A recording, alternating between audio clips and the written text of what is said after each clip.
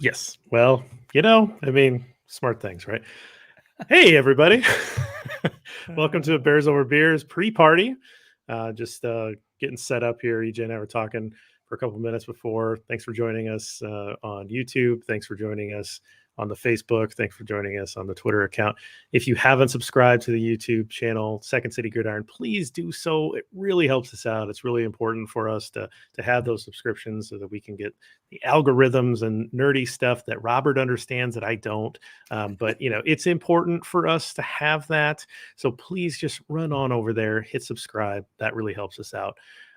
Before we get started with the show, EJ, I just want to say, how you doing, man? Have you slept? Are you caught up yet? How is everything? I'm not caught up. I'm good. Thank you for asking. I have slept a little. I've slept in my own bed several times, which has been really nice. That's a plus. I'm getting over the withdrawals, right? I still find myself drawn to my computer at like 2 a.m. And I realize I don't have to go because I don't have to finish anything by the morning. So I'm coming down from the high of the draft, but it all went really well. It's super fun. This time of year is always a little bit weird readjusting to what I would call more normal life, but I thought it was a really fun draft. I felt like our coverage on both channels was really good, better than it ever has been. That was awesome. And it's fun to see fans interact with it in a really engaged way, like be in the fifth round and be like, no, that's the wrong guy. And I'm like, we're winning. Right. We're winning. Right. That's good. We're doing our jobs. Well, what I want to do today, before we start recording the podcast, just let you know what I've got planned for you, since I didn't send you an agenda. That's okay. I want to talk about big picture lessons learned from the draft, and that can be league wide, not just Bears. I want to talk a little bit about what you thought of Ryan Poles' first draft. I want to talk about some additional day 2 thoughts, day 3 thoughts, UDFA thoughts that you want to cover, and we'll talk about how you were on Zimmerman's show. And then I also want to kick it to a little bit of a preview for the 2023 draft. I got a quote from Nagy that I want to put up. Jim Nagy, not Matt Nagy. Yeah. And then we'll get out of here. And then for you guys that are watching on the live stream, we'll take some comments. We'll take some questions. So type your questions in the comment box, and that'll pop up for me off to the side, and we'll hit those at the end. So we won't incorporate those throughout the show, but we will talk about those after the show. So any questions? You ready to go? I'm all set. Let's do it. Okay. All right. Marking down 3 minutes for the podcast. Welcome to Bears Over Beers. I'm Jeff Berckes, a writer for Windy City Gridiron, and I'm joined, as always, by EJ Snyder. EJ, you look well rested. The draft's over. How you feeling? I'm feeling good. I guess appearances can be illusory. I'm not well rested, but I'm more well rested than I was. I'm feeling good. I feel like, we'll talk about this, but I feel like the Bears did pretty well. And just overall, the draft was a lot of fun. It went off, I'm not going to say without hitches, but in a really positive way. It seemed like everybody had a pretty good time with it. And a lot of teams had really good drafts. So that's good to see too. It's been a while since I've had a beer with you. We did talk on Saturday. We got to talk about a prospect, cutting a Bears Over Beers kind of draft episode for the one prospect, but we didn't have a beer. It just not the time for that. I mean, it was a quick hitting episode, but I'm curious if you brought anything back from Brett's place, or what you have for us today for a beer. No, I don't have beer today. And this is, I have coffee and seltzer. And this is not because Brett was not a good host and didn't give me things to bring back.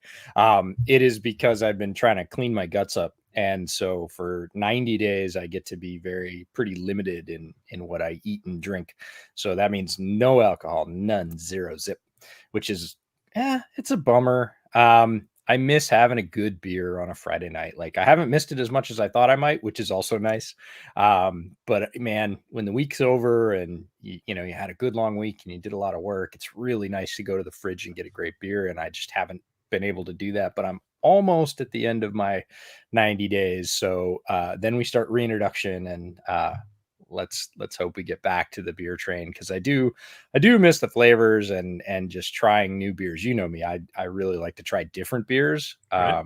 and I've been missing out on that. You sort of look longingly as you push your cart down the store. You're like, oh, I haven't seen that. That looks good. But we'll get back to it. What do you have? Well, I'm glad you asked and talked about new beers, and certainly a new one to me. I don't know how long this one's been around, but this is talk about incredible can art. So Oh, this is called Milk Stachio, and it has a mustachio gentleman at the front, and it kind of reminded me of our friend Kent. yes. And with the top hat, I don't think Kent has a monocle, but he would totally fit in if he did. But this is a pistachio milk stout brewed with chocolate, and it is from Hop Butcher for the World and Dry Hop Breweries. I think it must be a collaboration.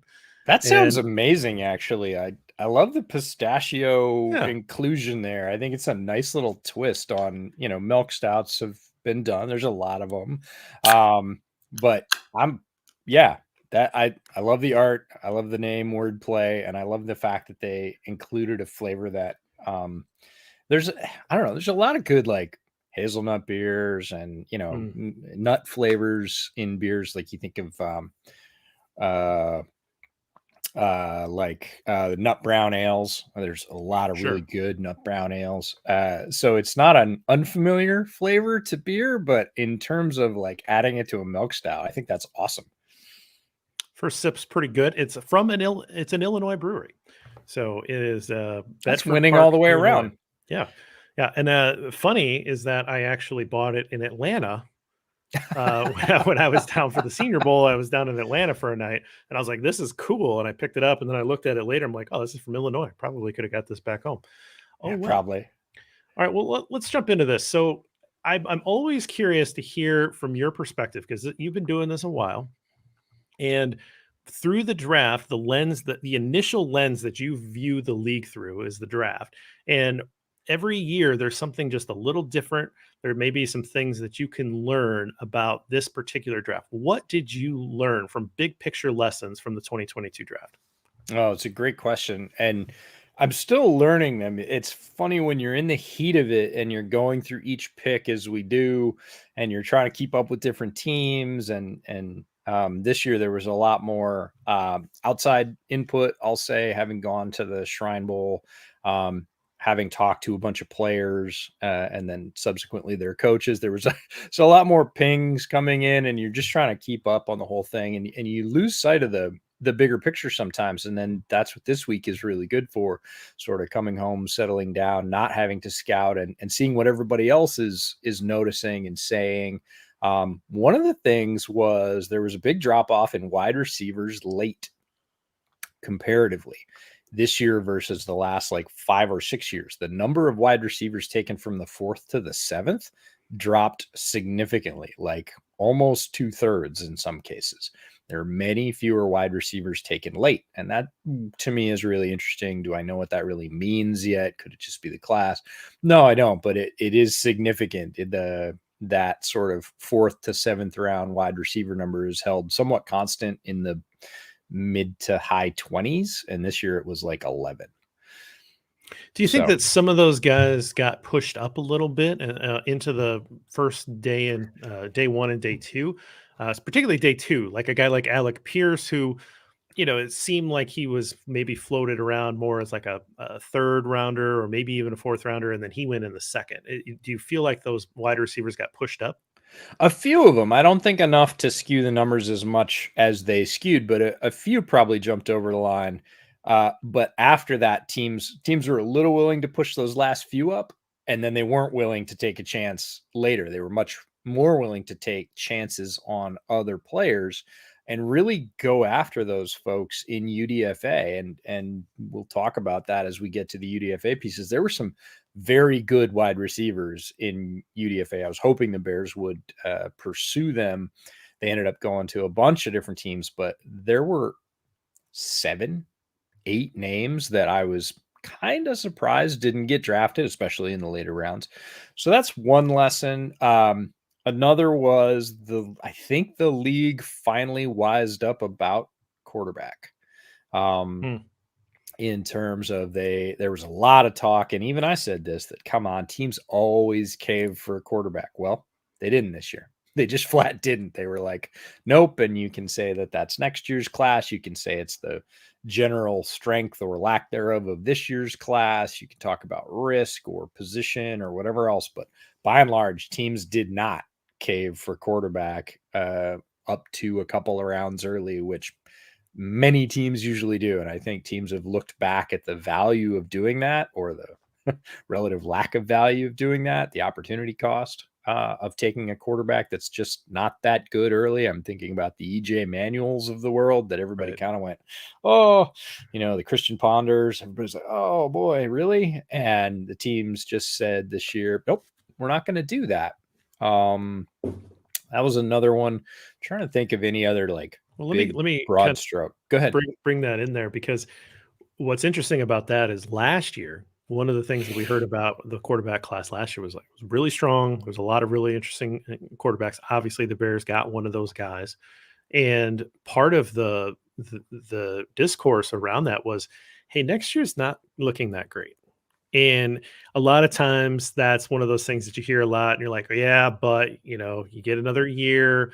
A Joe Burrow comes out of nowhere. You get these guys that just elevate their game. They become hot prospects. Don't worry about it. This year it actually happened. Because again, last year they said, the 2022 quarterback class doesn't look good, and it really didn't. And then, like you say, there was three guys that were kind of talked about as being potential first rounders, and then Desmond Ridder even kind of was talked about as maybe the fourth guy. And I was at the Senior Bowl, and I watched those quarterbacks, and I was not impressed with any of them. Like, they were not impressive specimens at all. And I thought, well, you've got a guy like Malik Willis who's seems to have a very interesting toolsy kind of set, but like very raw. Is that really someone that you want to take a first round pick with? Pickett's ceiling seems really low. Is that really someone that you want to take your first round pick with? And where they ended up going, I think, is fine, right? Yeah. I mean, I think Pittsburgh's a really good landing place for a Pitt quarterback, and number 20 overall. And I think that where the guys landed later in the draft make a lot of sense. They don't have to play right away. Yeah, and it's a combination of the guys that were left, and like you said, last year people were saying, hey, the class wasn't that strong, and that was with 5 other guys that didn't end up in this class. So Spencer Rattler was talked about in high praises as a top round quarterback. Kedon Slovis from USC, who's since transferred to Pitt for next season, was in that conversation. Phil Jurkovic from Boston College was definitely thought going to be a Senior Bowl guy and a draftable prospect. He got hurt, went back. Dorian Thompson-Robinson from UCLA, people were divided on him, but he was big and athletic, had a pretty good season, decided again to go back. And the other one, the sort of outlier that sort of flew up boards and had a lot of people interested, was Jake Haener from Fresno State. And all 5 of those guys decided to go back for different reasons. And that really kind of kicked the legs out of this quarterback class. You had the 5 guys left at the top that we talked about, a lot in the run up to draft season, but all of those guys would have added extra elements, extra choices. We would have seen a few of them at least picked in the first probably 3 rounds had they stayed in, but they all went back to school. So you just never know. And we're hearing the same things about next year, right? Everybody's like, oh, wait till next year. You're going to have CJ Stroud and you're going to have Bryce Young and you're going to have maybe right. You might. It looks okay right now. Will Levis is another name that's getting kicked around. You never know with quarterback class. It could be super strong. We could have all those guys plus a bunch of folks like Haener that kind of shoot up out of nowhere. The kid for BYU is pretty amazing. So it's just, you don't know until the run up and guys make their decisions. And then you sort of look at what's in the basket and go, all right, there are always teams that need them, but are we going to take a chance, or are we going to do something to get us through this year and then look at next year? Well, let's hold that thought to the 2023 talk, because I want to circle back to that. But let's talk about Ryan Poles and how he handled his first draft. So that, live ammo, here he goes. He gets to run his first draft. He's been part of plenty in the Kansas City system, but this is the first one he runs. He doesn't have, the most draft capital ever. He doesn't have a first round pick. That first round pick wears number 1 already, Justin Fields. He did acquire a second round pick for Khalil Mack. But overall, like, before we get into any sort of specific player talks, and I should say that you had an excellent appearance on Bill Zimmerman's podcast that just came out earlier this week. Go listen to that if you want EJ to deep dive. We'll kind of fill in the gaps. I don't want to have you repeat everything that you talked about with Bill, but I wanted to talk specifically about just how you felt Ryan Poles did on his first draft. Yeah, I thought he did pretty well. There was a lot of things, and I think you can give credit for the positive and the negative, the things he did do and the things he didn't do. Right. And I'll start with the things he didn't do. He didn't reach for the most part. He didn't get, I think as Bears fans were a bit preconditioned to the regime locking in to quote unquote their guy and saying, gotta have it. And I think we're all just a little bit nervous about that, quite frankly. And it didn't happen. They stayed with their board. Now you can agree with their board or disagree with their board. That's fine. But in terms of value, they seem to have stayed with their board. So they didn't reach. They didn't panic. They didn't trade up for the most part. So that's all the things they didn't do. In terms of the things he did do, went with the best player when they were there up high, even though it wasn't a popular decision. There's a lot that goes into that. The night before the draft, we're sitting around and saying, what do you think they do?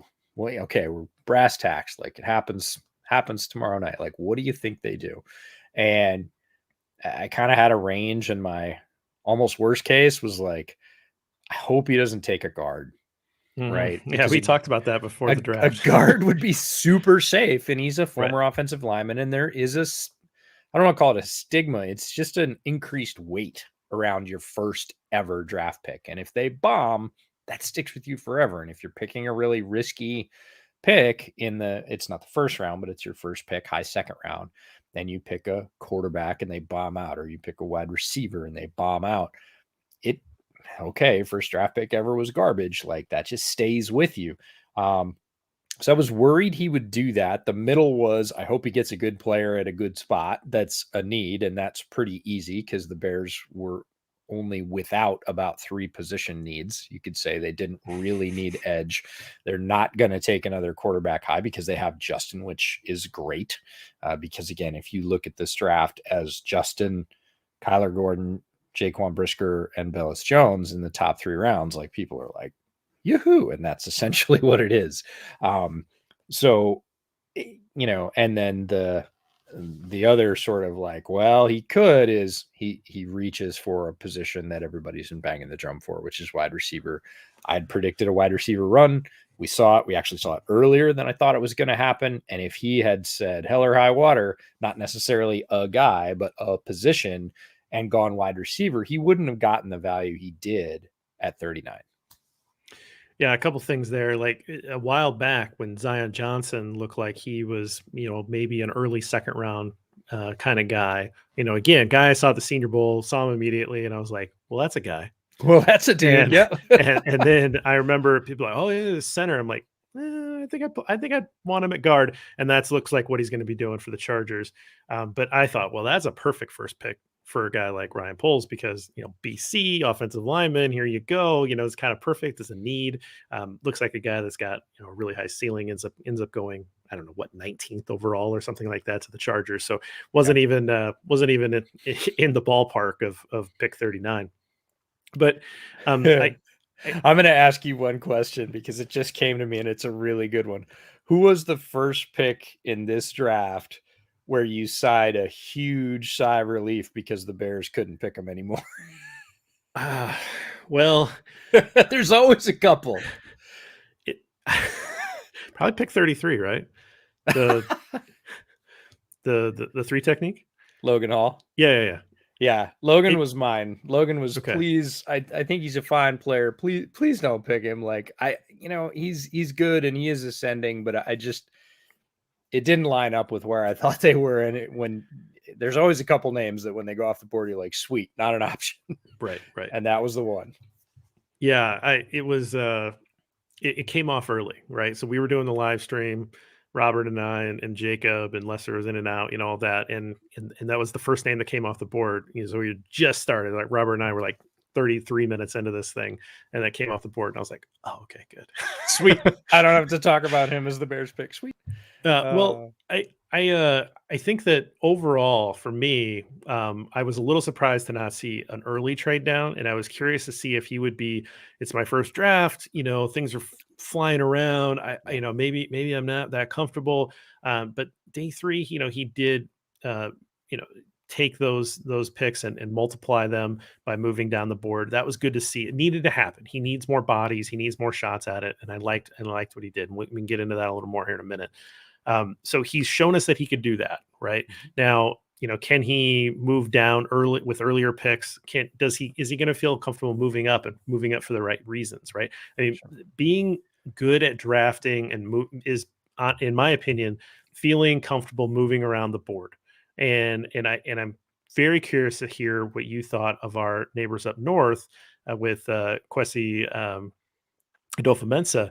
Yeah. And the Vikings did not make a pick at their original slot selection. They traded all of their picks and he moved up and down the board the entire time.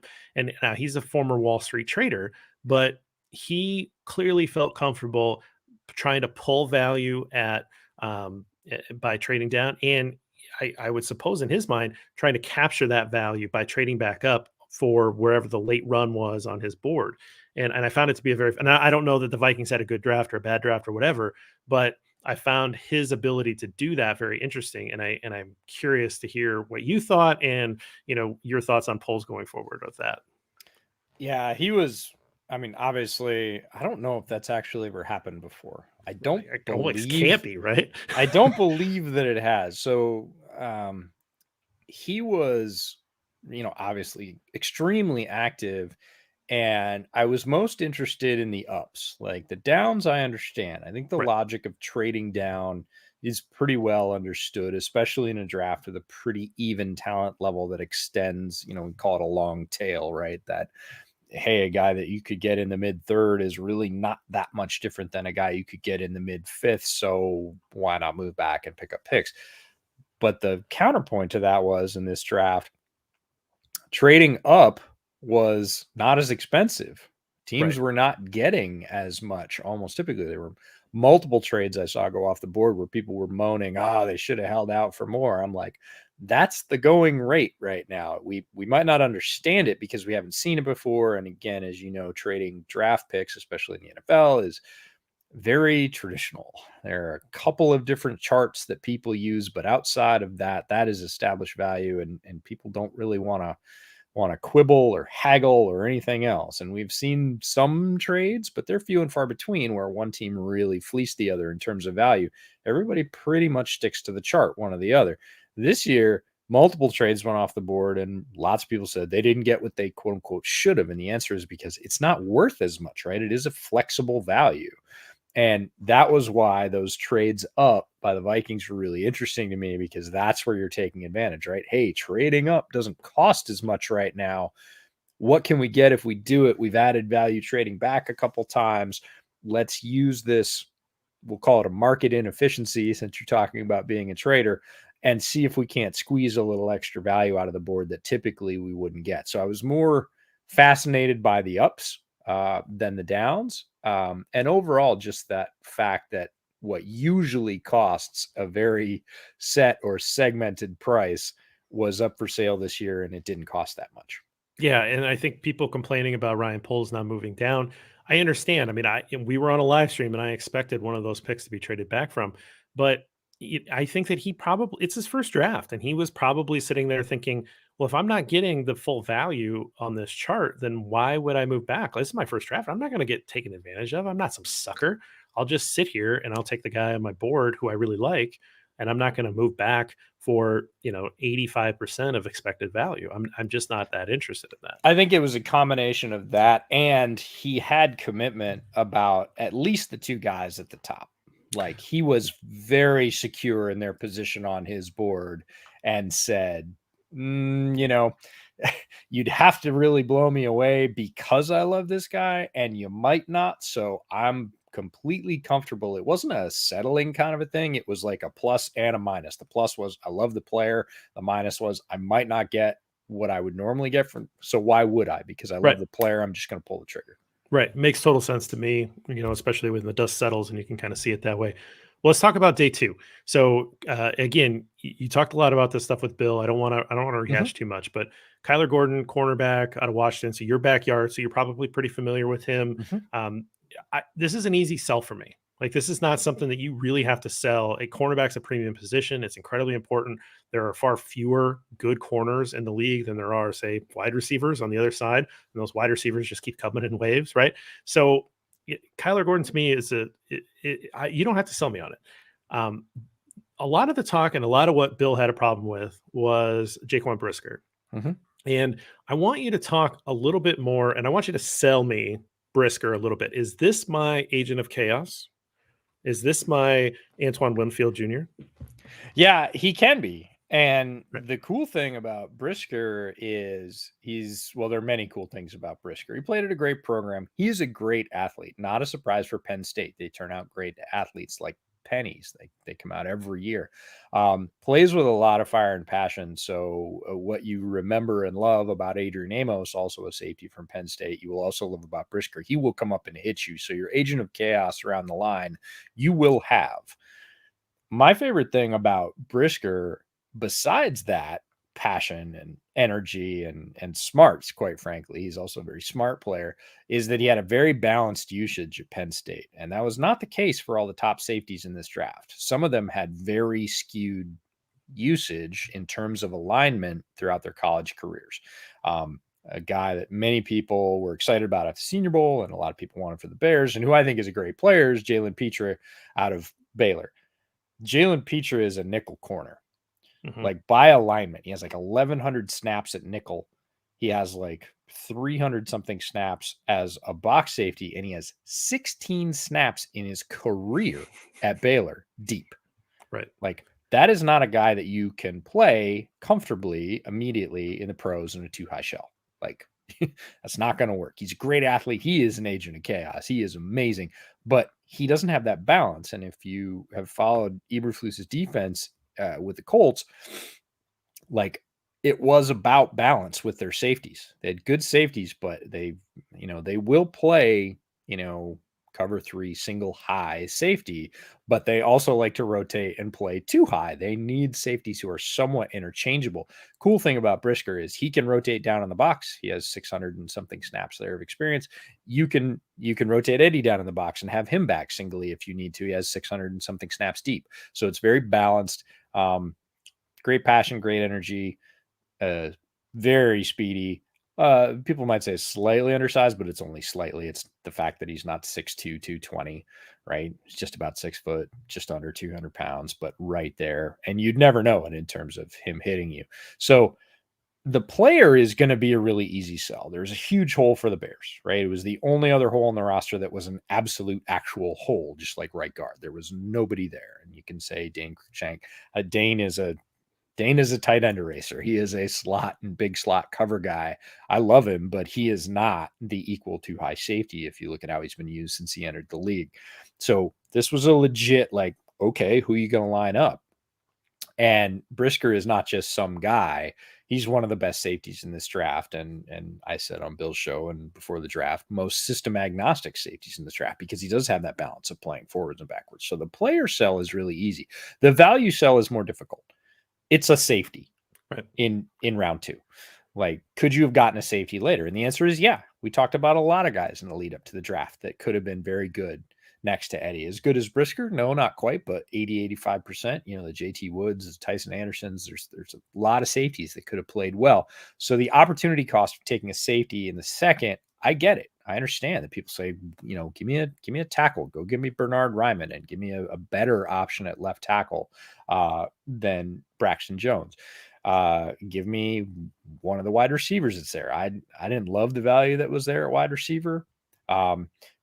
give me a higher edge than Dominic Robinson. I love Dominic Robinson. I think the value is great. We got a chance to talk about that during draft weekend. But I understand that people say it's safety, it's defense, it's second pick in defense in a row. Like, it just, quote unquote, sends a message.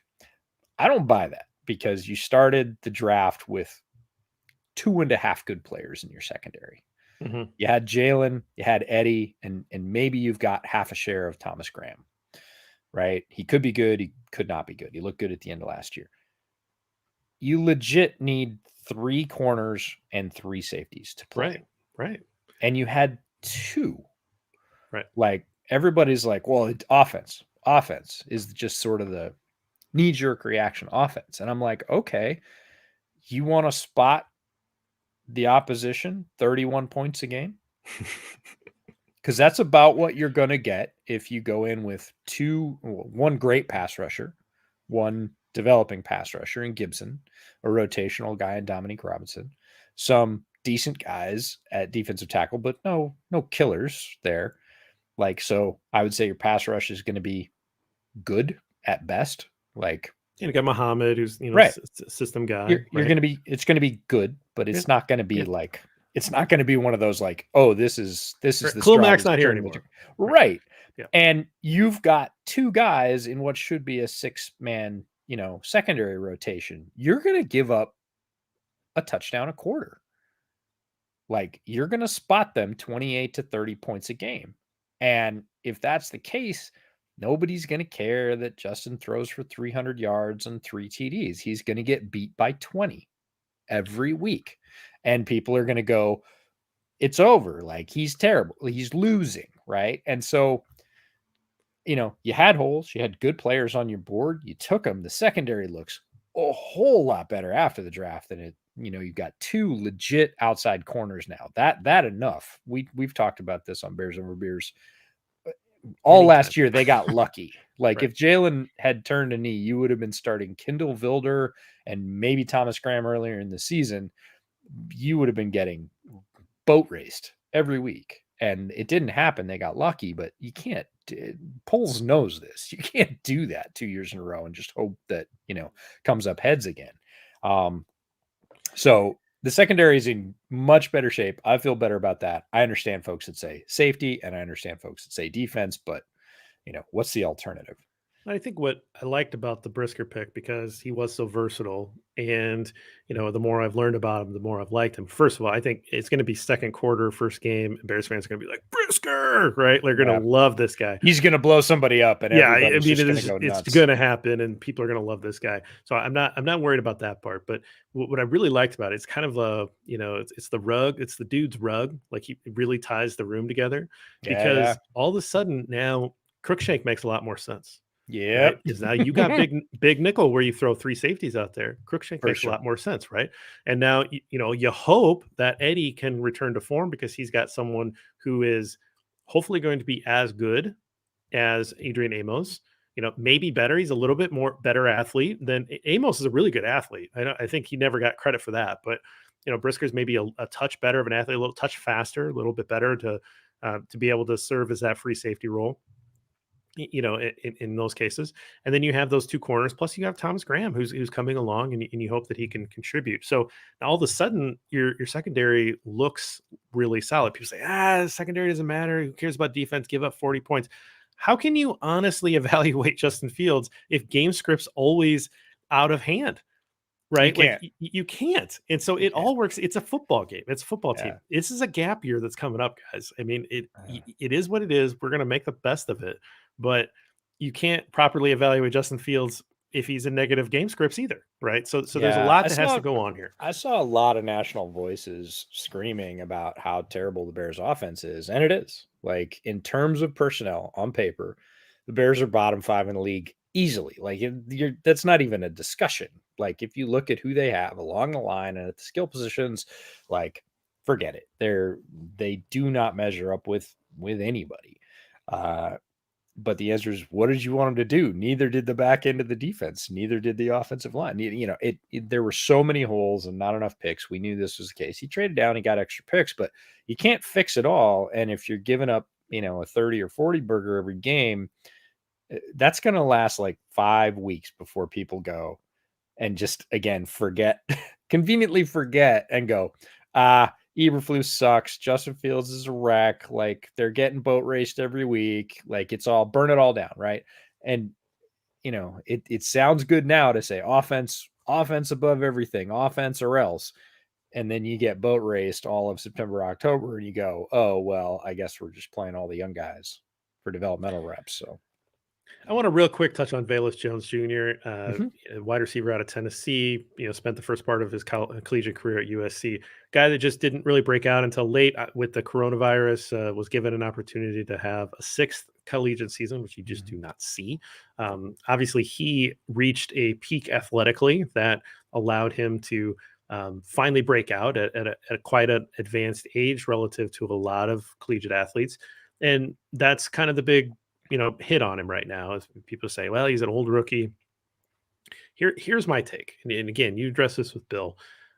My take is that this guy's not going to improve very much athletically at this point. I mean, that's just science. That's just nature. Maybe pro strength and conditioning program can maybe get him a little bit more, but he's coming in with an elite ability. Straight line speed is elite. His 40, his get off, his, the 10-yard split, the 20-yard split, the 40, all of that was elite levels.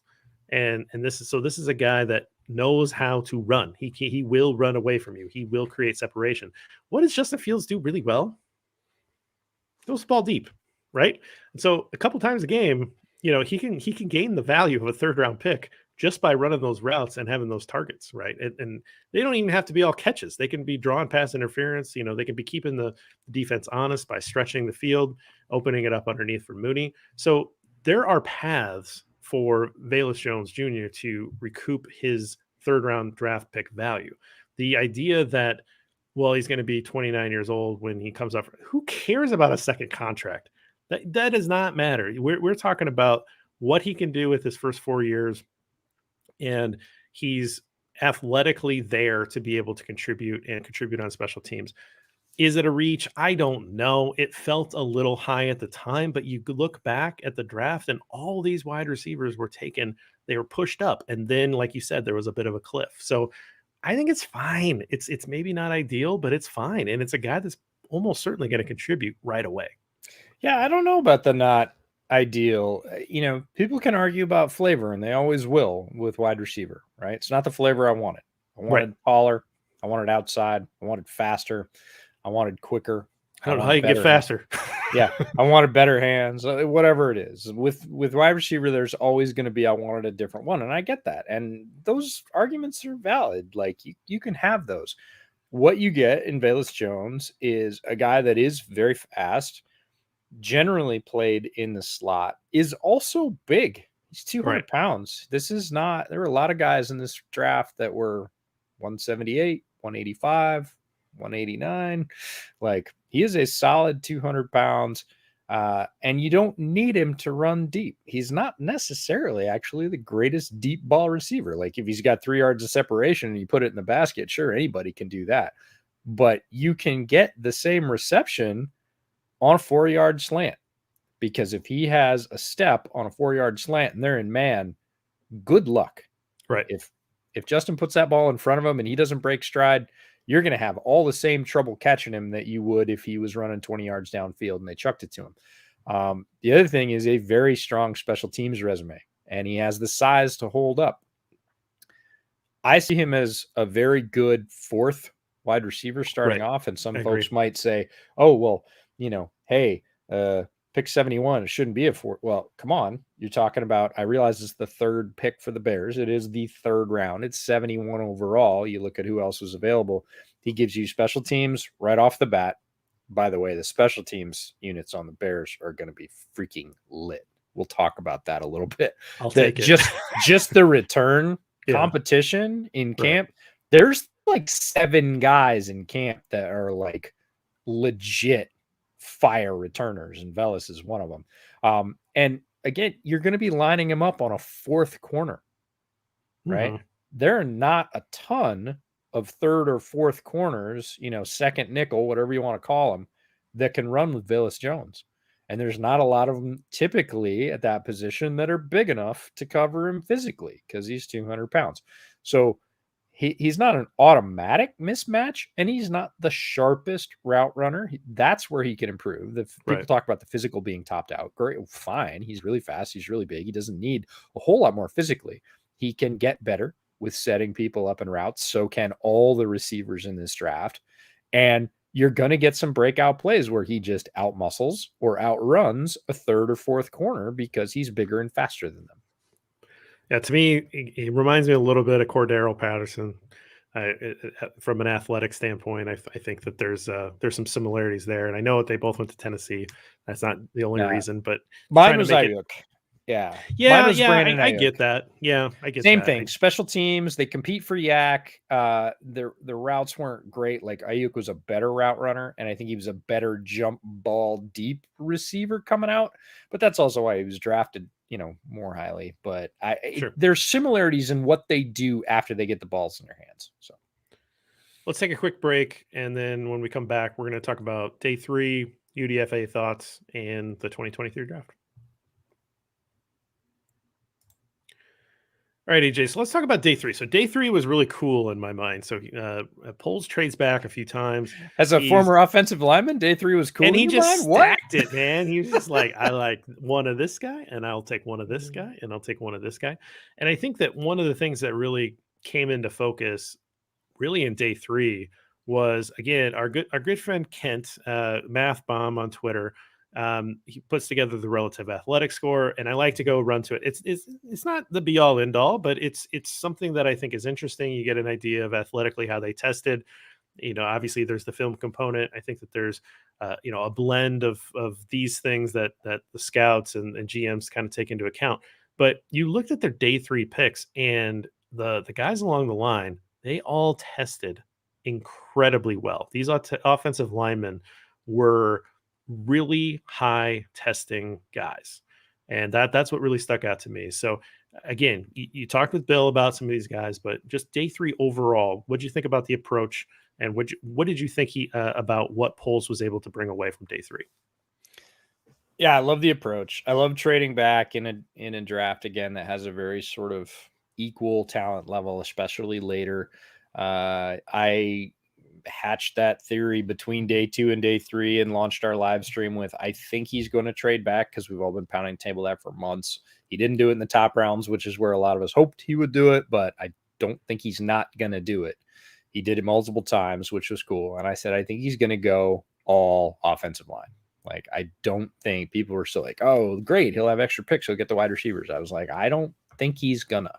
Like, I think he's gonna draft the offensive lineman. I said this before day 3 on our live stream, and he gets 4 of them. And I said, and then I think he's gonna fill up wide receiver and tight end in UDFA and remaining FA. And again, within the first hours, there were 5 wide receivers signed to Chicago's UDFA roster and a pass catching tight end. So he followed the script. What he came away with, Braxton Jones, is really interesting. I spent some time last night watching the Southern Utah State game versus the Eastern Washington game because one of their UDFA tackles came from Eastern Washington. So you got to see Braxton Jones on one side and you got to see Tristan on the other side. Is it Tristan? I want to get his name right. Sorry. Yeah, Tristan Taylor. Now I hope Tristan Taylor moves inside after watching him last night. Okay. He is another good athlete. He's a good athlete, but he is not agile. Yeah. Like, he is big. Like, he's not hard to find on the Eastern Washington field. It's like, which one? Oh, it's that guy. Like, he's a big dude. And so I think he'll be fine at guard because he just did test really well for his size, but he is not a guy I want in space against pass rushers. Braxton Jones, on the other hand, is. He is also a very big guy, but watching his pass sets and the way he remains balanced over his feet, the way he uses his length and his hands to kind of absorb on the edge and then just really envelop and kind of be like, well, you're done. We're not going anywhere, is impressive. He's also very quick out of his stance.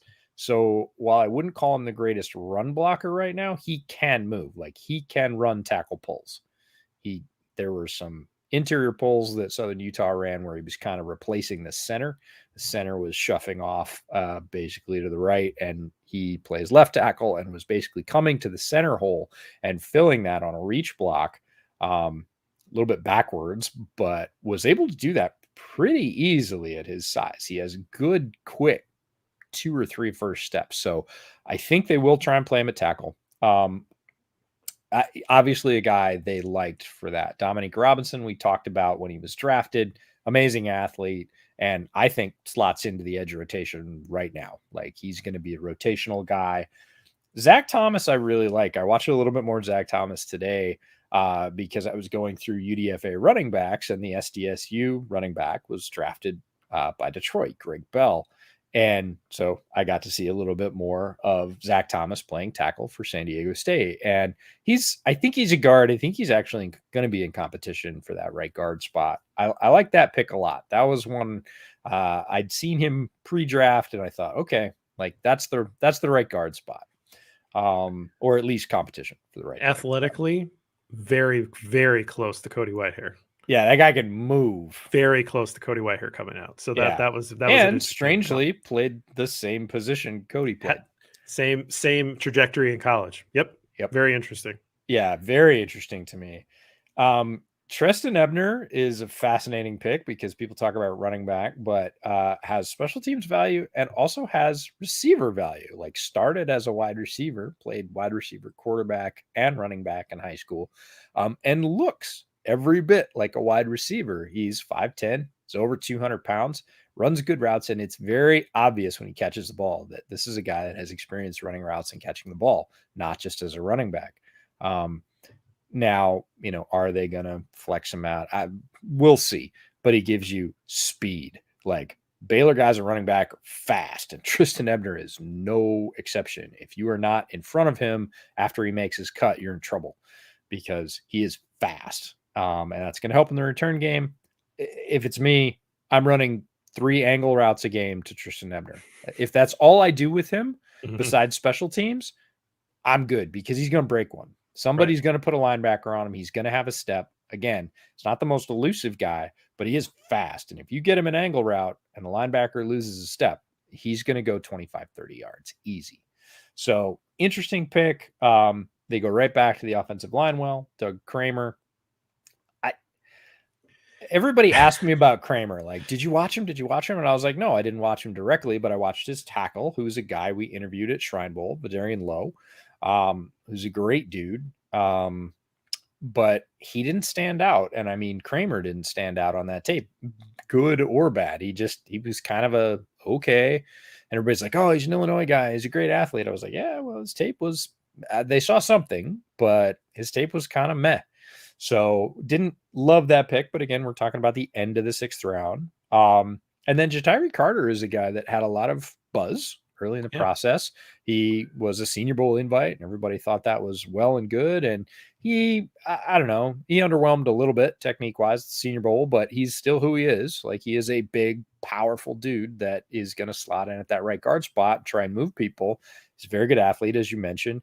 And, I think it's him and Zach Thomas fighting with whoever the Bears are stacking up as incumbent at right guard that are just going to rotate and they're going to play the best one.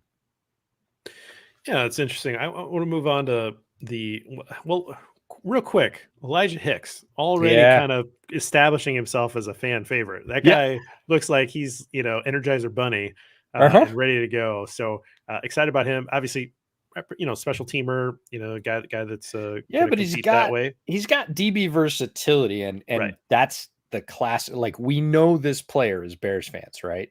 This is Sherrick McManus. This is DHC. Like, the sort of, well, can he play corner? Well, a little bit. Does he play safety? Deep line? Well, a little bit. Like, does he play special teams? Oh, yeah, he plays special teams. Those guys stick around. Right. And that's Elijah Hicks if he can stay healthy, and he has that versatility. He's got a little bit of nickel corner in him. He can definitely play box and screw things up, but he can play single high and did at Cal sometimes too. So interesting fit in terms of like down low, grabbing a guy with a ton of experience. You can play him in 2 or 3 places. Like, it's a glue guy. You put those people on the roster and they give you kind of a roster spot and a half or a roster spot and 3/4. Yeah, and he seemed very excited to be a Chicago Bear, so that was cool. He's already a Cal Bear. I was Now going to he's a say Chicago Bear. You he's know, just like he said changing that, flavors. like, He's going from yep. Golden Bears to Bears, so he's good. And Ebner as well is also a Bear. Yeah, Ebner's a So Baylor Bear. maybe that's Pole's type is Bears. Maybe. Let's talk a little bit about the undrafted free agent pool. There was some requests on Twitter that we get a little bit deeper into the pool that you went into with Bill. I want to actually ask you about Master Teague to start. For sure. The running back who off the charts testing. Yeah. What do you think about him? He's interesting. He had a lot of hype. He was super well recruited coming into Ohio State. Obviously, a tremendous athlete with some pretty bursty highlights. I don't want to say never really got on track at Ohio State, but it didn't have the kind of success. Didn't reach the heights that a lot of sort of Buckeye backers expected when he arrived on campus. Has a ton of physical talent. I'm fascinated to see where he's at because he looked like he wasn't fully either healthy or engaged this year. Didn't play a ton. Could have been struggling with injury. I'm just fascinated to see where he's at and what he really is, because in terms of potential, hell yeah.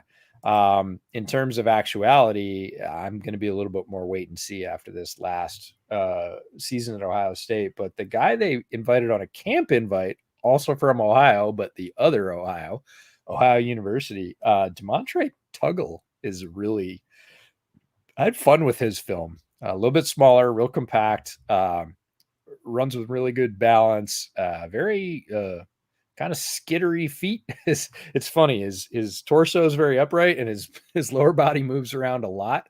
But real effective. Again, camp invites have the ultimate long shot to stick. Like they have to be basically invited after rookie mini camp to sign a contract. That's one or two guys. And typically every year it's one or two guys that they see that they want to keep around. And there's probably 10 guys who are camp invites on this. So his chances aren't great, but his tape was real fun. A couple guys that I don't know if you mentioned on Bill's show, but Jalen Jones and Derek Bush, corners. Yep. Jalen Jones from Mississippi, Derek Bush from Coastal Carolina. I saw you tweet out a Derek Bush highlight. Any thoughts on those guys? I really like both of them. Yeah. Jalen Jones, I went back and watched because I didn't end up watching very much of the Ole Miss secondary. I watched Ole Miss linebacking for one of their linebackers who was drafted, and defensive line for Sam Williams, the edge rusher, who was a late add to the Senior Bowl, but really didn't focus on the secondary because there weren't that many players in the Ole Miss secondary. So I went back and watched tape first, and then looked at his RAS score and was like, holy crap. Like we're talking 4.3, low 4.4, good size, aggressive, and an SEC corner. Whenever you tell me you've got a starting SEC corner who runs a 4.3, I'm kind of interested right off the bat.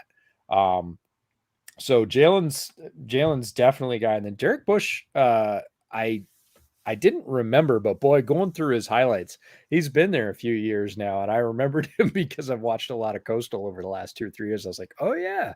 And he made that play and he made that play. Guy that played outside and held up against some of the best receivers, even in this draft. He had some really good reps against Jalen Tolbert from University of South Alabama.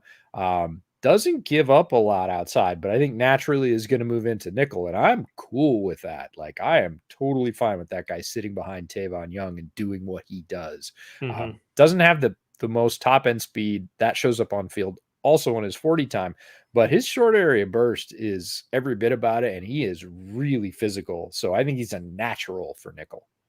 That's awesome. Is there any other guys that you think are at least worth talking about here? I mean, I think there's a lot, actually. I think you mentioned Jake Tongas on the last show, but like Chase Allen, the guy from Southern Illinois, maybe some local interest. Yeah, there's a lot. I've been through pretty much the entire class now in terms of UDFA and camp invite. Talked about the running backs. Obviously, folks want to talk about wide receiver, and we should, because I think Poles did tell the staff, yep, we're going to get wide receivers, and nope, we're not going to pay for them.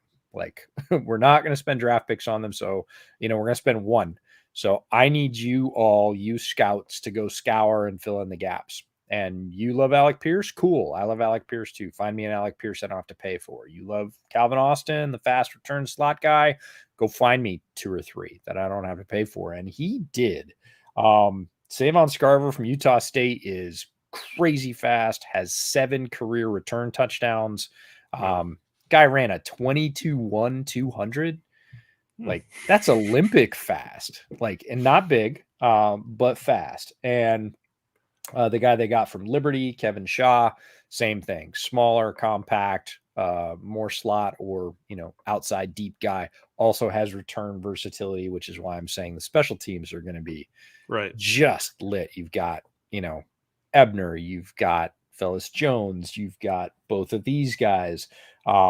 There are their defensive backs they brought in that have return ability. You mentioned him for Mississippi, the corner. Jalen Jones. Jalen Jones has a return touchdown on a kickoff. Like, okay, like it's going to be really interesting to see him try and sort those guys out at camp. The one I'm most interested in, because everybody talked about X, right? We need big playmaking X, is Cyrus Holder from Duquesne. He is not that far off Alec Pierce's profile, either physically or athletically. He's a little bit shorter. He's not quite as explosive, but he is just as fast, actually slightly faster. And I watched Duquesne. I was just looking. I was like, do I have Duquesne tape? I don't think I do. Oh, I do. It's against TCU. Oh, and I was like, oh, they're going to get crushed. Like, Duquesne is not in the same league physically or otherwise as TCU. TCU is chock full of top flight athletes, just like Texas, Oklahoma, whatever. So I was like, they're going to get massacred. And they did. But they did. It was not surprising, but it was really interesting to see how they use him. So Duquesne didn't use him. Like, they literally threw 3 balls to him in this game. Yeah. 2 of them were big plays. Like, one, he was running step for step with the cornerback, and then the quarterback threw it 3.5 yards inside him. Like, he didn't really have a shot at it. The other 2 were big plays. Like, he jumped over the TCU corner, grabbed the ball, touched his feet. One was 15, 20 yards, and the other was like 25 yards. So they threw it to him. He literally had 3 targets past the line of scrimmage. 2 of them were big plays. One of them was a terrible throw. This is a big, fast guy. Does he need to work on releases? He does, but he can win down the field, and there's plenty of tape of him doing that against non-TCUs. But so many times he's taken 2 steps and blocking, taking 2 steps and blocking, taking 2 steps and blocking. So I'm really interested to see what they might be able to unlock, because you got Justin Fields. Like, get this guy deep down the field on a 9 route and see what happens. Is it going to be Alec Pierce? No, but is it a really interesting player that was underutilized in college? It is.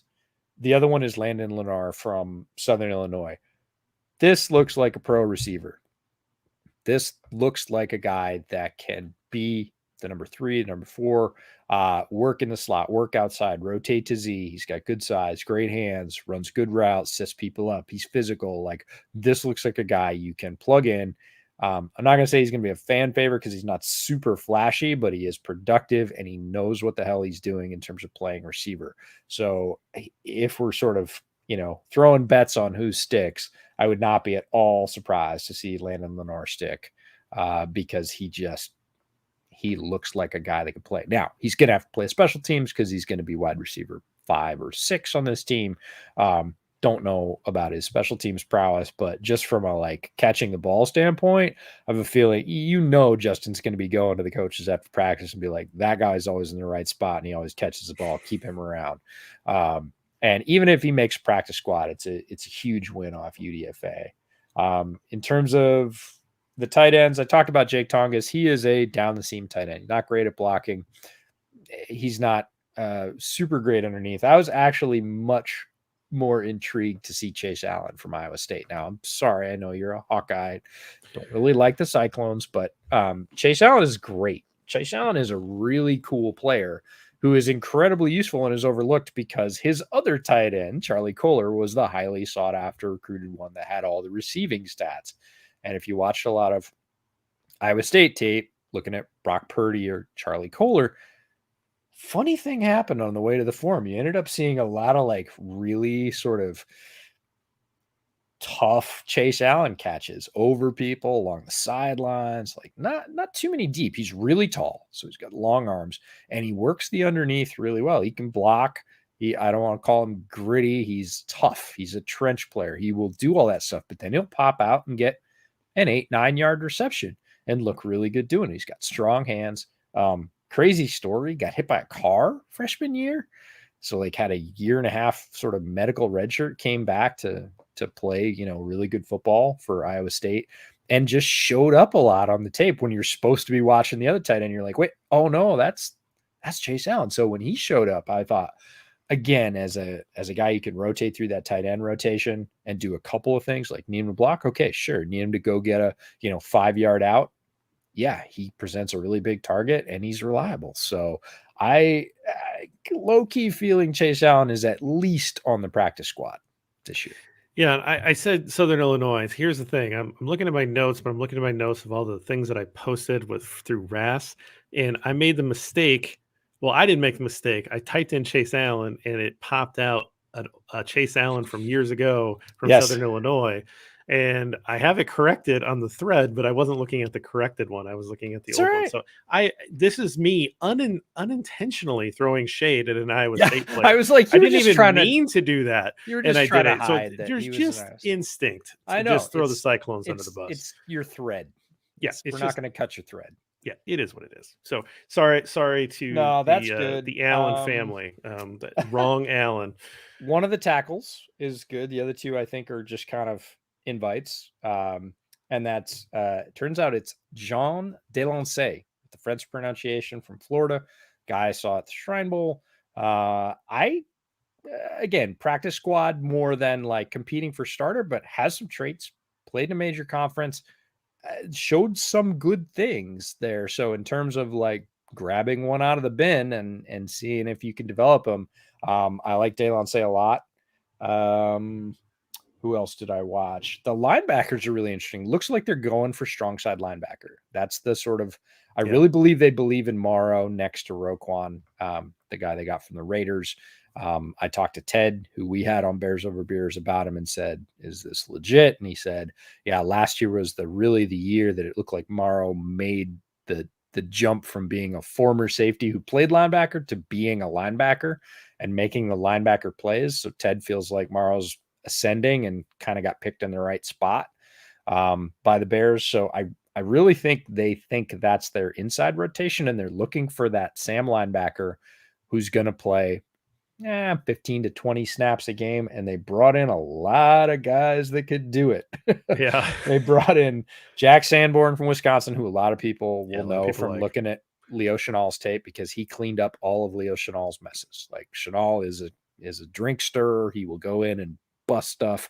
And Sanborn is a very calculating player. He moves well in the short area, has some decent straight line speed, has some tight hips, but he cleaned up a lot of messes because he is a seek and hit linebacker. So again, sounds like an SLB to me. The other guys all are sort of all over the board. Like Jalen Alexander from Purdue, same thing. He is a go get him, shoot through athletic linebacker. They played him a little bit on the outside, but he has a lot of TFL highlights. And then CJ Avery from Louisville. I don't know what his deal is. I think he was hurt or just maybe out of football, because the highlights I found were from like 2018, 2019 at Louisville. So he either took a hiatus or did something, but he was really athletic. And had some big time highlights against. It's always funny looking at old highlights. You're like, oh yeah, I remember him from the other team. And is built like, boy, the old Nebraska running backs from like the 80s. Sure. Like half shirt, neck roll. Right? Like, exactly what I thought of. Yep. Yeah. Bottom half that looks like they could run through a cinder block wall. Like, that's the way that CJ Avery's built. So I don't know what his story is, but the highlights he had were pretty hot. So we'll see. Christian Albright from Ball State, again, another linebacker that can run. better athlete than I expected, quite frankly, out of Ball State. No offense to our Ball State listeners, but that guy is rocked up. And I don't know if he got that way during pre-draft training or he was always that way, but they showed some of the highlights from his pro day. And I was like, oh, okay. Why were you at Ball State? Tested really well, good size. So they're really looking for that SLB. They wanted it for free. They know it's not a high volume position. And they went, go find me some fire breathers that fell off the map. And, we'll line 4 or 5 of them up and pick one. And that's what they did. Good stuff, man. I want to finish with this 2023 draft outlook as we, I'm not going to put you in the film room yet. Okay. Yep. So that's not what I'm saying. Because I would run at this point. I think that it's important to kind of have a look forward and just to kind of, I want to dig a little bit more into try to develop some kind of profile. Now it's 1 year. There's no way that you have enough data to predict what Ryan Poles will be into the future. But this is the first real piece of data that we have. I want to kind of see, are there things that really tie this class together? What is it that he's interested in, and start to build a case, and we'll be able to add to that in 2023. But one thing that caught my mind is Jim Nagy, who runs the Senior Bowl. He tweeted out, I think it was yesterday, and he said, we saw a big early run at wide receiver position in last week's NFL draft with 6 taken in the top 18 picks.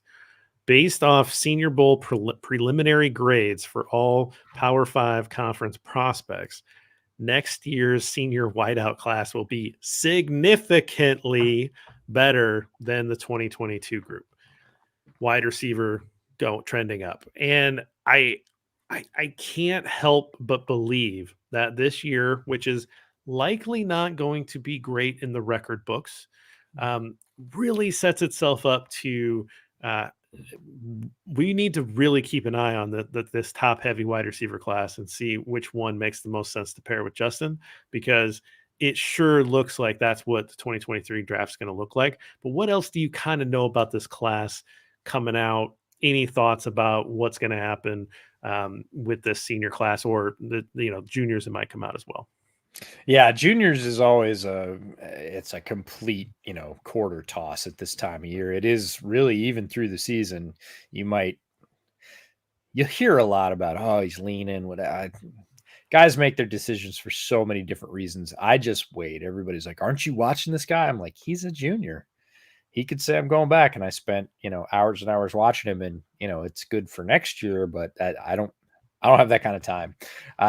So juniors, I don't really mess with, but Jim's not wrong about the wide receiver class. The sort of micro view of that is Ohio State, right? So this year, 2 wide receivers picked in the top round, which is not uncommon for Ohio State. Seem to do it every year or two. They have 1 or 2 in the top 2 rounds. So that was the room at Ohio State. And the third guy is better than both guys that got picked in the first round. And that's not me saying that. That's both of those guys. Yeah. Wilson and Olave talking about Jackson Smith and Jigba and going, no, that's the dude. Right. Like, think about that. That's impressive. And it's not like any of those guys won the Blitnikoff this last year. No, but in Jackson Smith and Jigba, even when those guys were on the field in Ryan Day's offense, they deferred to Jackson Smith and Jigba. Like, he was the primary this year. And when they didn't play in the bowl game, both of them, because they were prepping for pre-draft, he had 300 yards in the Rose Bowl. Like, unreal. One guy, 300 yards. I was watching that game and I was like, this is, and he was playing against Utah. Utah's a loaded defense. Like, they couldn't stop him. And so there's him. LSU has a really high profile wide receiver that'll be right up there, sort of competing for wide receiver 1, depending on what happens. Jordan Addison, who was Kenny Pickett's main target at Pitt and has now entered the transfer portal. It's pretty widely reported that he's going to end up at USC. Sam Howell's top target I really like is kind of a Jordan Addison clone. He kept popping off on film. Not too many other receivers because, again, UNC graduated both De'Ami Brown and Daz Newsome last year, so it was kind of down, but there's this one redshirt sophomore that was like, man, he's fast. I like him. So there's a lot of receivers that'll pop off. We talked about the quarterback class looking to be stronger. It probably will be. The offensive tackle class looks like it will be a little bit stronger. There were 3 really good guys at the top, and then, sort of take your pick, take your flavor this year. Probably next year we're looking at 5, maybe 6 guys, a return to, year before where we had 4 or 5 guys that were sort of all in that top tier, including one from Northwestern. So a lot of Bears fans will be excited about their left tackle prospect. That's sort of the early returns on the class. We'll see where it shakes out. I think running back is kind of always going to be strong because, again, we were talking about a bunch of UDFA running backs and they look good. So you can get them down low. Are there going to be top tier running backs? Yep. You got Bijan Robinson in Texas, who's already kind of staking the claim that, and he's legit. Like, he's a real deal. If you've watched him run, you're like, whenever he comes out, he's going to be in the conversation for RB1. So it'll be fascinating to watch, but I really feel like probably barring some massive trade that all of us do not expect out of Ryan Poles this year, there's still going to be a hole we need that dominant X wide receiver. We need our, say whatever you want, Devontae Adams, Nuke Hopkins. Like we need the big guy that we could go to all the time. And I think they'll probably go looking for that up high, barring some really unforeseen circumstances. Yeah, and the other thing that you mentioned that I think is important, and again, if there are a lot of things that will happen, and we're not predicting that the Bears are going to go 1-16 or anything like that, but if the Bears are in a position where they have a very high pick, and you have a strong quarterback class, and you have teams that are below them in the draft order that need that quarterback, this changes a calculus. One of those years like last year where a lot of teams spent a lot of draft capital trading up to get one of those quarterbacks. The Bears could be in one of those positions where they're able to move back, still get the impact wide receiver that they're looking for, and collect a lot of extra draft capital, which is going to be important in rebuilding this team moving forward. And so you have giant free agent capital available to you starting next year. You have the full complement of picks. You did not dip into the picks. People say, oh, he's traded his six. Well, he traded the 6th rounder back to San Diego from that San Diego. Dang it. The Chargers from that Mac trade. They said, you know what? I'd actually rather have the 2 7ths now. You can have your 6th rounder back. So, he's got a full complement of picks. If it happens to be up high, those are worth more. You're in a position to maybe trade out and again, still fill that huge need because there's going to be a lot of guys. There may be enough quarterbacks to make that trade down worth it.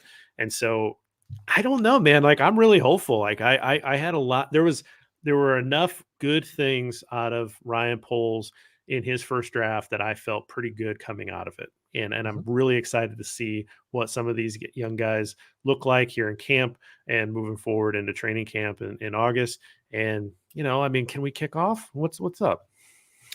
Yeah, it's exciting, and it'll be exciting, and it's not over yet, right? Right. No, absolutely not. There's part of this, and I mentioned this on Bill's show, is the UDFA class and the camp invite class are huge.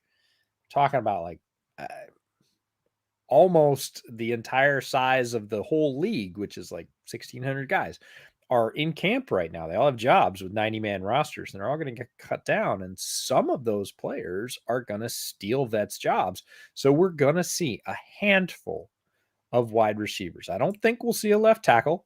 Like, I don't believe that's probably the case. They're too valuable. So that hole will probably persist, and they'll find somebody on this roster that'll play a left tackle for them.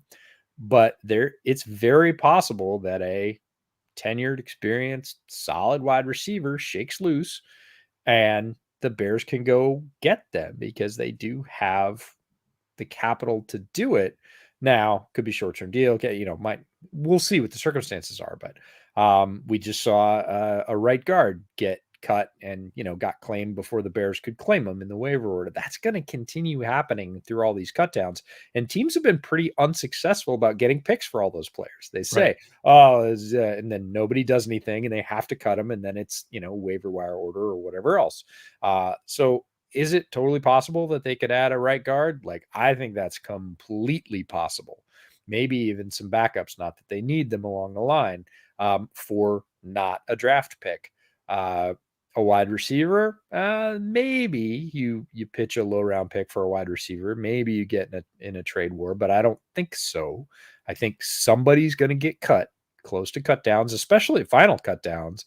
Somebody's going to try and sneak somebody through, and the Bears are going to be like, nope, that guy's a starter for us because our room's not that strong.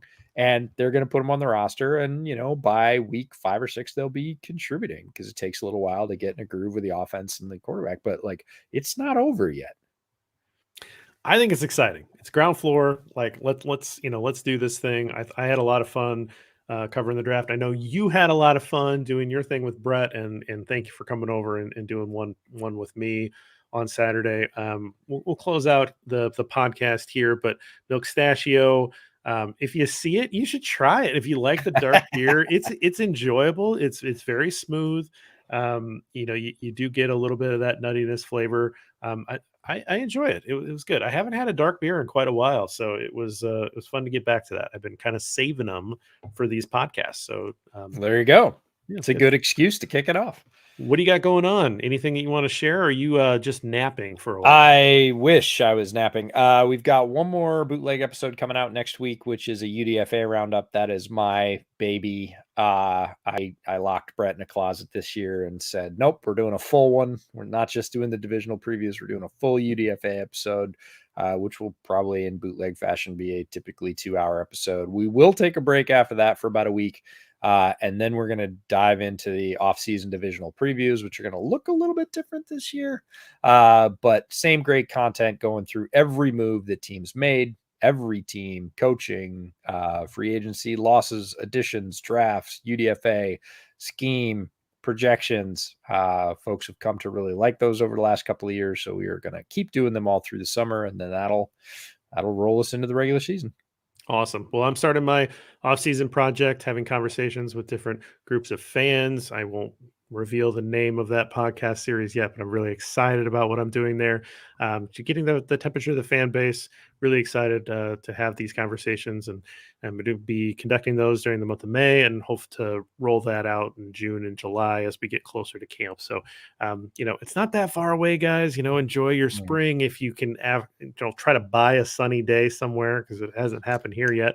And enjoy the start of summer, and we'll be with you. We'll come back from time to time in the off season when we can, as we get more information. But really appreciate the time, EJ. And until next time, everybody, bear down. All right, 117. Let's go to the Q&A. Let's go to the Q&A. Only 18 comments. That's okay. Holy moly. All right. Sorry, it's my fault. Let's see. I don't know if you know this person, Berckes Snyder. Yeah, she let it off. So yeah, she says here for the great content. Yeah. Chris is questioning why I wanted to talk about the 2023 draft. Hopefully that made sense, Chris, at the end there. Why I did that. I wanted to kind of tee it up for what I think is going to happen. Matt says that sounds awesome. I mean, I assume that was something we were talking about. So cheers, Ryan. Appreciate the cheers. Bears in Hawaii. Giving one of these. Love it. Love it. Appreciate you joining us. I mean, what time is it there? It's like 2:00. You probably just, it's not 2:00. How many hours behind is Hawaii? It's 3 for me, so it's 4:00. Oh, whatever. I can't do math. Yeah, that's okay. You don't need to. Math this late in the day, this late in the week. I can do math, but not this late in the day. You don't have to here, so it's a math-free zone. It's okay. You were told there would be no math. Senator Blutarski said maybe we wished wide receiver up the board because we wanted one so bad. Yeah, it's possible. I mean, sure. I think a lot of people probably felt that way, and that's why they went quick. And offensive linemen too. I feel like Tyler Smith was going to be there at 39, but he went in the first round. I mean, there was guys that I just thought maybe, Yeah, I heard a lot of. Can we talk about the Tyler Linderbaum BS? I was getting bombarded by people saying like, "Oh God, no, I wouldn't take him. Oh, I'd be so mad if the Bears take. Oh, he's going to be there." I'm like, "Are you kidding me? He is not getting out of the first round." He didn't. Ravens took him, of course. After his pro day, no way. Like, and most likely before his pro day, but any chance he had of slipping to like 33 because he wasn't slipping past that, was absolutely quashed on his pro day when he came in over 300 pounds. Everybody was like, wow, he's still super athletic. It's like, come on, it's 5 pounds different. We knew that beforehand. So I wasn't surprised he went in the first round. Tyler Smith is interesting. So I talked about some of the chatter kind of coming in over the airwaves and different ways during the draft. And there was a lot more of that for me this year than there has been in the past. And anybody that says Tyler Smith was going to make it to the second round is foolish. Like, no way. Like, I can guarantee you from folks that work for teams, nope. Yeah. No, like multiple. Like, if they weren't gonna, we were gonna. So they did before we did, but there were at least 3 other teams post the team that picked him that were like, nope. So that guy was fated for the first round. He was not escaping. Like, have that on good authority. Like, it's good to know. Good to know now, I guess. Yeah. Chris said Vikes traded within the division badly. I mean, I haven't gone back and looked at the values. I was just amazed. It isn't by how what it's been typically. Every draft's going to be different, right? It's going to be different by what people perceive as the where those guys are, where the peaks are, where the valleys are, where it flattens out, where the cliffs are. People desperate for getting that last guy in a bubble before it drops off. It changes every year.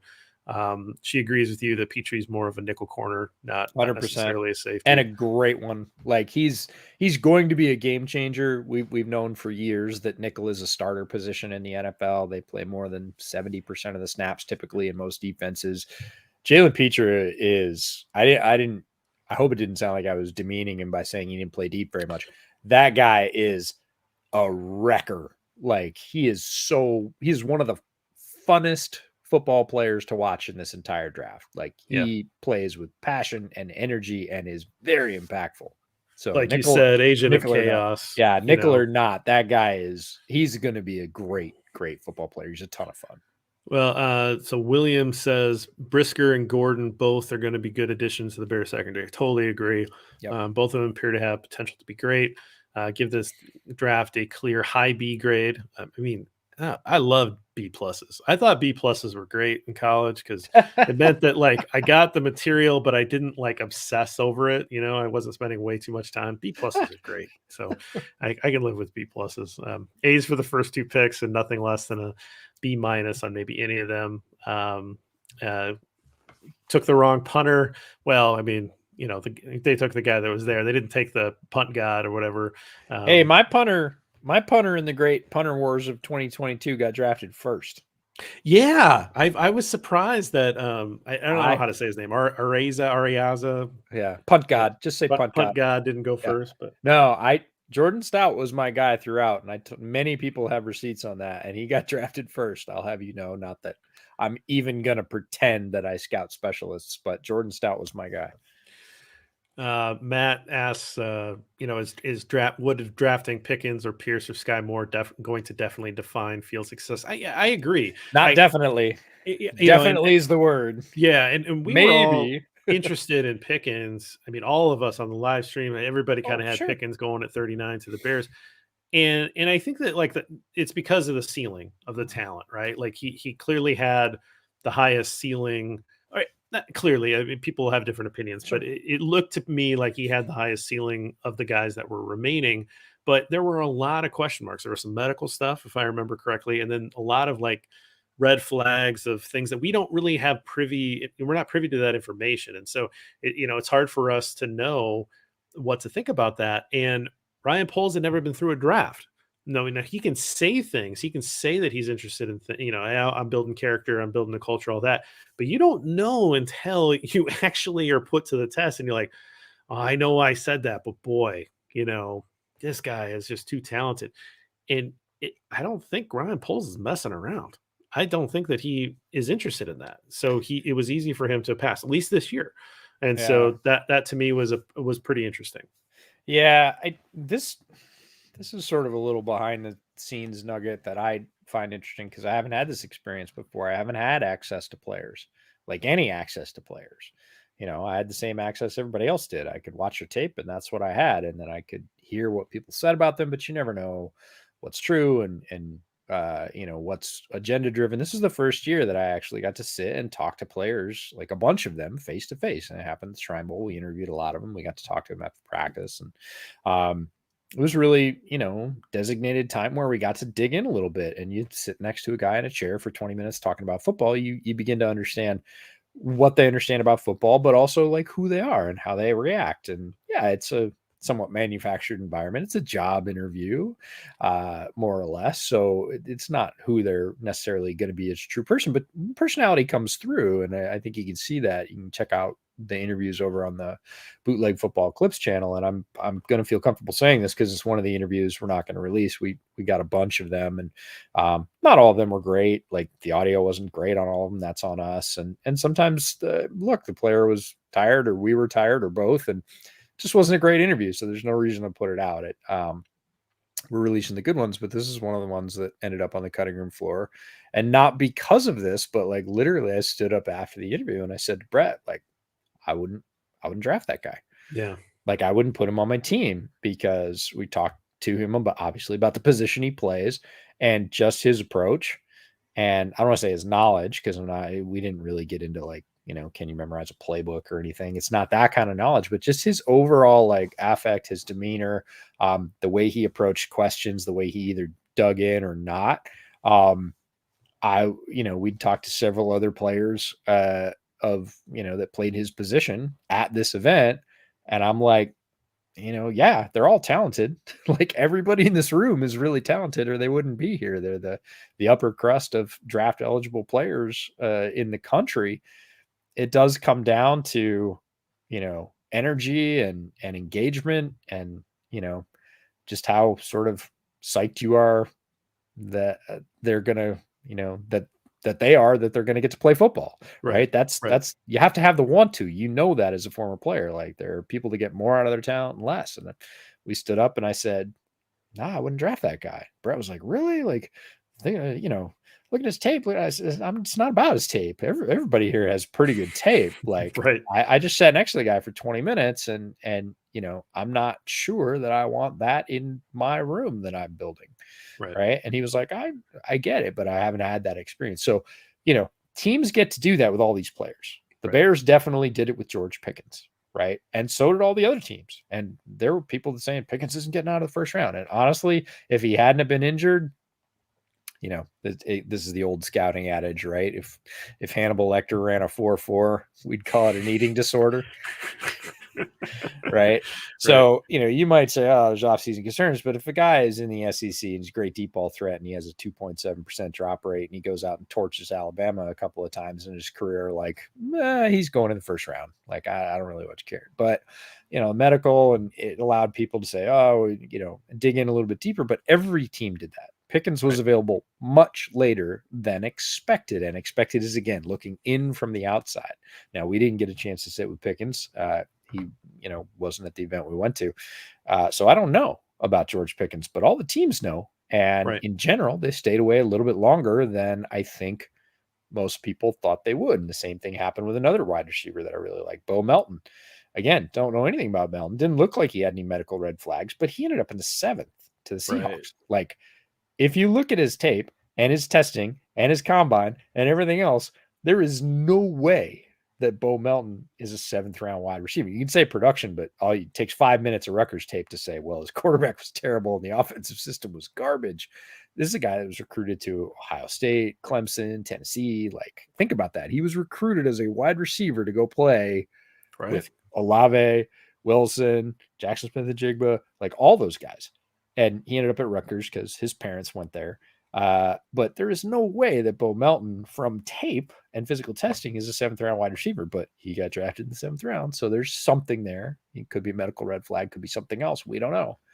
But it happens. So just a couple more. Tommy says Jones can get deep and he can take a screen to the house. Yeah, I hear a lot about the he's going to take the underneath stuff, which you mentioned on the show.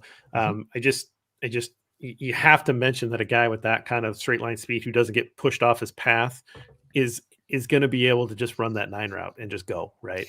And that's exciting. I think again, Justin Fields can sling it. So and his quarterbacks both at USC, because he played with Kidden Slovis at USC, and interestingly, he was 3rd wide receiver at USC, and both the guys ahead of him are in the pros.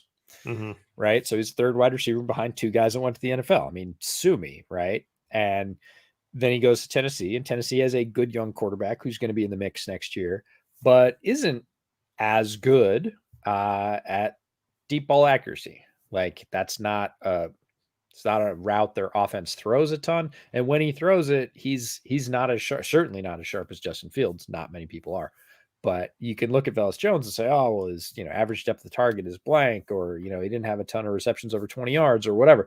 Well, yeah, it's not that his quarterback is bad. I'm not throwing his quarterback under the bus. He's a good young athletic quarterback who's exciting, but he's not a great deep ball thrower. Right. So let's see before we say Bayless Jones isn't.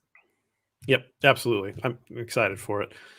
Special team's going to be great. This is William again. Yeah, totally agree. See if we can get some old-fashioned Dave Tobe style blocking schemes. Yeah, I mean, why not, right? Let's bring him back out. Blutarski says he thinks Robinson's going to score a goal line as a goal line tight end. Okay, that's bold prediction in May. He's athletic enough too. Like he's got good size. He's 6'5", 250, and easily athletic enough to do it. Bears lead conference in passing yards out of backfield. What does that mean? Like your running back is going to do he's talking about throws to the running backs. Throws to backs. Yeah. Okay. Herbert's real good. It's going to be so Leeds conference, even Leeds division is going to be rough because like Minnesota that's a big part of Minnesota's offense. It's a pretty big part of Green Bay's offense, but they're going to have a better chance with Getsy at the helm than they did with Nagy for sure. So, yeah. Let's see. Fred says Bears need to bring in Julio or Ty. I don't know about Ty. Well, I don't know about Julio. Like Julio, the Julio who was is not the Julio who is, and this is if we're going to relate it to a draft thing. It's Justin Ross, right? Justin has he had the amazing freshman year at Clemson. He ended up with a spinal injury. He hasn't been the same. He's still a good receiver, but he's not the Justin from freshman year. And Julio's the same way. Like Julio the miles are showing up. He's still a big guy. He's still pretty fast. He's really big. If you've ever seen him in person, he's massive, but he's not the Julio that was coming out. Like he's some percentage of that. So neither of those would be kind of if I'm reaching for a free agent, Fuller just for speed and deep ball that we've talked about. Emmanuel Sanders, if you want him to just be everywhere and be effective, he's proven. Kind of like Emmanuel Sanders in that locker in the wide receiver room. I kind of like that idea. Yeah, and he's just real effective. He's not game breaking, but he would be a lot like Pringle, and I think a lot of people are underrating Pringle. Like Pringle has done well with the chances he's got. He's not game breaking, but like Byron Pringle's a good wide receiver, and he's over 6 foot, and he has production.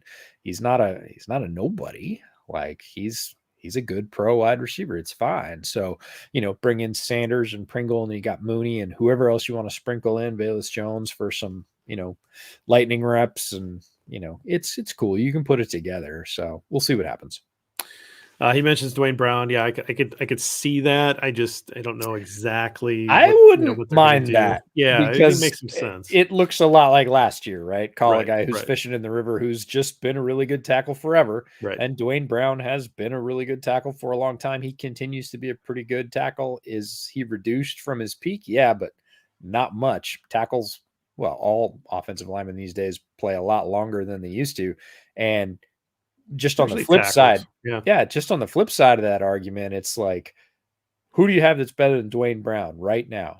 And the answer is you don't. Like you might have somebody that could ascend to be some percentage of that good, and that's a great swing tackle. Like if it's Braxton Jones, great. If it's Borum, great. Like that's cool, but you do not have anybody you could march out at left tackle week 1 right now that is better than Dwayne Brown, nor are you likely to find them between now and then. So if you bring in Dwayne Brown on a 1 year, totally cool with it. Like Justin Fields will probably love you forever. It's his blind side. Chris says DK Metcalf or bust. I don't think they can afford him. But it'd be amazing. But I don't see it happening. And I really don't think Seattle wants to get rid of him very badly. Yeah, I would love it. It would be amazing. Matt, thanks. Complimented the hat. Thanks for helping me pick it out. Sharp hat. He was with me doing that.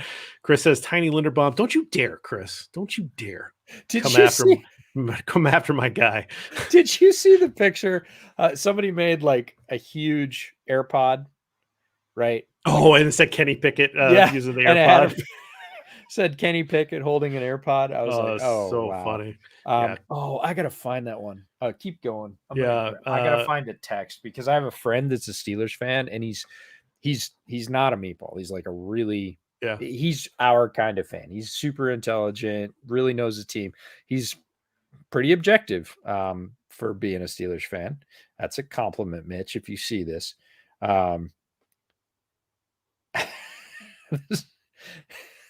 This killed me. He sent me this right after Pickett got drafted, and I just about spit my drink out on a live stream. It says, at least if the Steelers go to a silent American Sign Language snap count, opponents will have a hard time seeing Pickett's calls. Yeah, I mean, we'll see. Tiny hands in Pittsburgh. He's gonna be great. The Yinzers love that pick. Like they are super excited, and it's the best. Hometown kid makes good. Love it. And if he goes out, he's got a great receiving core.